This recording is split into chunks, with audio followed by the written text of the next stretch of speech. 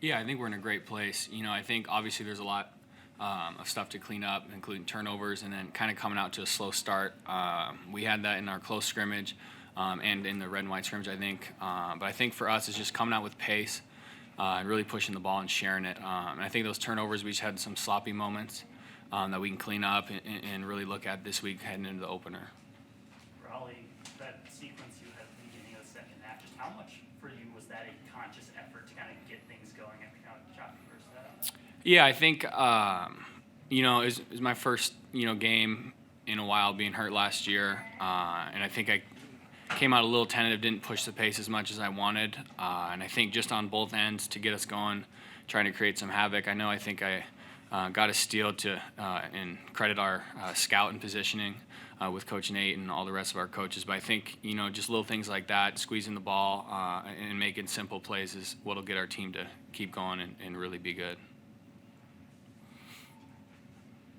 For either of you, just what did you see as the difference between the first and second half when you found a little more of a footing on offense? I think we went into the locker room and we had some good film, and the coaches gave us a great game plan to go out, and they told us just to execute, and I think we executed well in the second half, and we came out aggressive. Helps when Gavin hits 4-3. So. Yeah, Gavin, how much does that help you when you see one go down, just increasing your confidence, getting into a rhythm with the second half?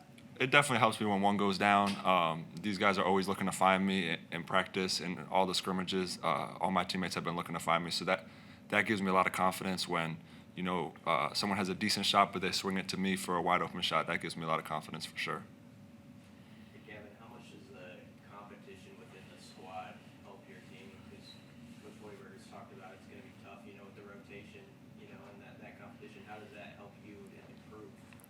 Oh, it helps me a ton. We're very deep, and we have an especially big team. So every day in practice, it's really physical, and I'm guarding guys like Jawan and BK, and then I'm also guarding guys like Bryce, and I switch out to quicker guys like Aaron and Rollie. So, the diversity of our team with really fast guys, strong guys, it helps me a lot to go against them in practice. Was there any defensive adjustments at halftime? Because you came out, you held them to one field goal in the first 8 minutes or something like that. Yeah, I think the big thing was just get back in transition. We kind of try and pride ourselves on our transition defense and crashing those boards, and we obviously didn't do either in the first half. And I think that was a big emphasis going into halftime. Just getting our guys that are supposed to get back, and the guys who crash also, turn their head around, match up. It really comes down to communication, which is something we've been working on and need to continue getting better at. It's such a long off season now, Rollie. Is it exciting that it's an actual game week now you go into accounts for listening? Yeah, we're super excited. I think we, with our scrimmages and this exhibition we take each week, at its own time. But I think we're all super excited. And again, our depth and, we're an old team as well. So I think we bring a lot of knowledge and, I've played a lot of college basketball. And I think for me, just being out most of last year, it's super fun to be able to love the off season, but, get rolling and play some different guys and stop beating up on each other every day.